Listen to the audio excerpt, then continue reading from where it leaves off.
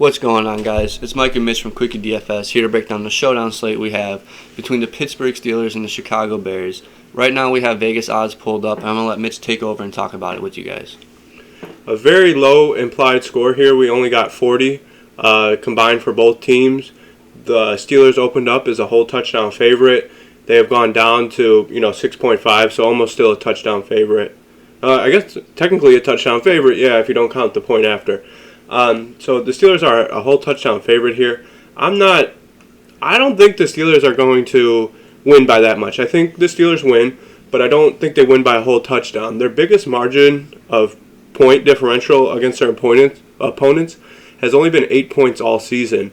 I understand the Bears are really bad, but so is Pittsburgh, honestly. I think this is kind of a way too big of a line for them to cover. But with that being said, we'll just move on. I'm not big on the betting side of this. I'm more on the fantasy side for Showdown tonight. I agree with that. One thing I do want to note is Pittsburgh hasn't scored over 30 points in a single game this season. So that's also something to keep mind of, guys. And we already know with Chicago, it's Justin Fields. He's a rookie. He's struggling. That's just something to keep in mind. They have not scored over 30 points ever this season yet. So something that may help Justin Fields is he's getting his number one running back this tonight, Monday night. I do expect him to be on a pitch count. Yeah, he's going to be limited for sure.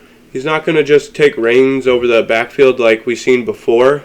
He got injured, but this should help Justin Fields, kind of settle into the quarterback position. And the Steelers haven't been that good against running backs, honestly. They've been giving it up to running backs. I want to say they're fourth in the league for just pure rushing yards given up to running backs.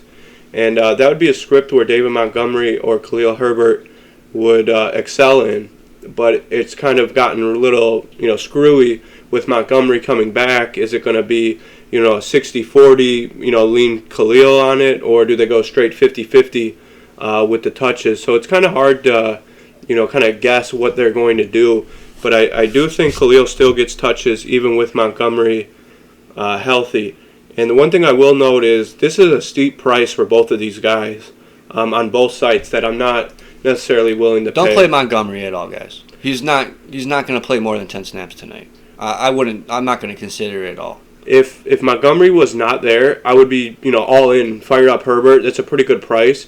But for somebody that's splitting carries, it's not something I'm willing to gamble on. Which running back's going to score the touchdowns? I agree with that, especially with Fields' rushing upside, guys. So that takes away from both of them a little bit, in my opinion. I also want to note that Damian Williams he's out this game, but it still makes me a little iffy with rostering David Montgomery. I just don't know if his workload's going to be what we expect it to be. Maybe if it was a week after, maybe for sure, but I just don't know if I could do it this time around. Yeah, that price range, I am unwilling to take the gamble on either one. I know Allen Robinson has not been good at all. We were kind of high going into the season on Allen Robinson. He has been absolutely terrible, and I think it's more a result of his quarterback play. I don't think it's actually Allen Robinson. But in this price range, I would be willing to take the $1,000 discount and take my chances with Allen Robinson. Because with Allen Robinson, he's going to play 100% of the snaps, maybe 98% of the snaps. He's going to be out on the field the entire game, where people in his price range like Montgomery and Herbert, who have played better, but they're going to be splitting. Allen Robinson will not leave the field. At that price, it's not the worst thing I've ever seen before. In that price range, I would take it. I would like to talk about Mooney a little bit, though, if Mooney is out. Do you think Mooney's out this game, Mike? I mean, it's tough. Like, when did he pop up on the injury? When he popped up on injury? Monday. Thursday? Okay. Well, that's today. So he's popped up on it Thursday. So that's not really a good sign that he's still questionable, guys. And it's considering it's Monday now. So that was 4 days ago. I'm gonna lean Mooney. He's gonna be a game time decision, but he's gonna play because he's had the 4 days. I just don't know if I love it. So if Mike leans Mooney plays, I'll just note if Mooney does not play, it opens up somebody like Marquise Goodwin to be the number 2 wide receiver. Right now they're the number 3 wide receiver. I almost hope that Mooney is ruled out, so we can get some value on this slate. We don't have much value at all for this slate. But if Mooney were to go out, it would open up Marquise Goodwin to a lot. I think he only ran 33 snaps last week, and that was when Mooney was healthy. So he'll have an uptick in snaps if Mooney is out. But if Mooney is in, he's probably only going to play 30 snaps again, which I don't love. Now that we're just kind of on the lower tier wide receivers and talking about number threes, James Washington is technically the Steelers' number 3 wide receiver. He's kind of been terrible though. Yeah, awful. He hasn't looked good. If you do play him, it's because of his price is somewhat reasonable on this showdown slate.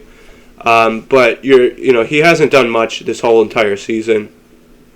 Is there anyone down here in the lower tier that you'd like to talk about? Yeah, one thing I want to note is if Mooney is out, I know why Mitch likes Goodwin. I kind of like Cole Kmet or even like a Jesse James, like as a low-owned target for Justin Fields. And especially Jesse James, because I feel like a lot of people are going to gravitate towards to Kmet just because he's their number 1, and they're going to forget about Jesse James.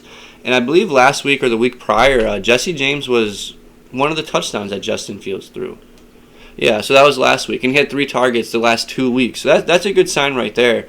And I do think he'll be lower owned than Cole Kmet if Mooney's out. Honestly, I might even consider him if Mooney plays, just because his price tag and the 3 targets is nice. And those are probably coming from the red zone, I'm assuming. Yes, I believe so. Just real quick, the Bears are 2,600. It's not a terrible price. We've seen Ben, just not look himself. He's aging. He can't, shed tackles like he used to. He's thrown picks. The Bears at 2,600 is not the worst play. Ben could throw interceptions, and even the Steelers at 5K. We don't ever talk about defense on this show, but this actually might be a slate where defense could find their way into my lineups, because I don't think this is a slate where I'm too concerned about rostering these quarterbacks. I agree. Another reason why I say that is why I agree with you is because if you guys go based off of Vegas and game scripts like that, it doesn't seem like it's going to be a high-scoring game. So it's a team you would want to play defenses in. Another thing I'll say is if you don't think it's going to be high-scoring, and that's why you play your defenses, and maybe even throw a running back in there if you think it's not going to be high-scoring, if it's just going to pound the ball with a running back. The running back would be Najee Harris. That's the only running back I recommend doing that with. I wouldn't do it with Herbert or Montgomery. Yeah, I don't know how you don't play Najee Harris today. I think he's a lock in the captain spot. He has the highest floor and the highest ceiling of anyone on this slate, and I think it's by a wide margin. He'll 100% be my captain, Najee Harris. When they're up, they pound the ball with him. When they're down, they throw the ball to Najee Harris. He has been an absolute just a star for the Steelers. He had a rough couple starts in the beginning of the season, but after that, he's just been dominant. And I'm going to go all in on Najee and my captain on both sites. I honestly don't see someone being able to produce the way that Najee should in this game. I'm all in on Najee Harris. I'll leave Dante Johnson for you to talk about. I know that's your guy. I just want to touch on these quarterbacks. Ben, I don't think he's cleared 20 points all season. Yeah, no, he hasn't. He's not going to. Ben has not cleared 20 fantasy points all season. All right, on a slate where you're going to have to pay a premium for either one of these quarterbacks that neither one of them have gotten even. Yeah, no. Okay, I guess Fields last week against San Francisco, but yeah, but San Francisco just got torched by Colt fucking McCoy, dude. Yeah, so I mean, take it as you will. I'm not going to prioritize any one of these quarterbacks at this price tag. In 8 games, they've only gotten to the 20 points one time between both of them. I don't think this is a normal showdown strategy to fade both of the quarterbacks. If you tune into us, we kind of like to roster both quarterbacks in every showdown slate. But in this one, I honestly think you can get away with not rostering either one of them because of how expensive they are and what their actual ceiling is. What do you have on that? I agree with that 100%. Another reason why I hate playing Justin Fields tonight is because we played him the week he started against the Browns, and we all know how that went, guys. So I'm not playing any quarterbacks. My main 2 guys, though, like Mitch said, would be Najee Harris and Deontay Johnson. I'm really high on Deontay Johnson. As you can see, look at his target share, 13, 13, 2, which is the game he got hurt in, 13 and 12, then 10. So, he's probably Big Ben's favorite option other than Najee Harris. He's going to get his targets. Hopefully he catches a long ball. Hopefully he catches his touchdown. Obviously that's what we hope for. That's what we want. I'm going to consider putting Deontay Johnson at my captain. Reason being is because I expect Najee Harris at captain to be chalky, and that's for good reason. But if I could get different a little bit and have both of them in my lineup and change something, that's what I'm going to do. But my two main people will be Harris and Deontay Johnson. Yeah, I can't fault you for that either. I personally will just play Najee Harris and kind of get different in my lineup in other ways. But if I did have to pick a second captain, it 100% would be Deontay Johnson. Someone I don't want to, two people I don't want to leave this video without talking about is Chase Claypool and Pat Freiermuth, or however you want to. Yeah, however you want to say his name. On this slate, what is he was 7K, I believe. Yeah, 7K. I think he's touchdown dependent. I don't see a scenario. I get that he had 7 and 7 targets, but I don't see a scenario where without Pat scoring you a touchdown that he would pay off his price tag. On FanDuel here, he's 8K, which is a lot easier to get to, a lot easier to stomach, because you have kickers that are priced higher than him that don't have a touchdown upside that he does. But something that, on FanDuel that I'm looking at, you have Cole Kmet right here for 500 less. That he's way too cheap, especially if Mooney's out. That, if Mooney's out, I don't see why you would pass up Cole Kmet here being cheaper than Pat. But just take note, I don't think Pat has much upside unless he gets a touchdown. I get, he had 7 targets in the past 2 weeks. That was with Juju going down, so it opened up, target share for Pat. I think Juju is still out, though. I think he's out. No, yeah, he's going to be out the whole season. But that's why he's seen the uptick in targets. But with the uptick in targets, he's had, 50 yards and 44 yards, and he fell into the touchdown. On a regular slate, that would be awesome. But when you have to pay a premium on DraftKings for him, I don't think that's that great of a play. On FanDuel, which is a little bit more reasonable, where I would see myself getting to him.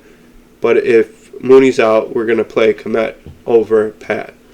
Do you have anyone else you would like to talk about? No, I'm pretty much sold. I don't think I'll be playing Claypool just because I'll have Najee Harris and Deontay.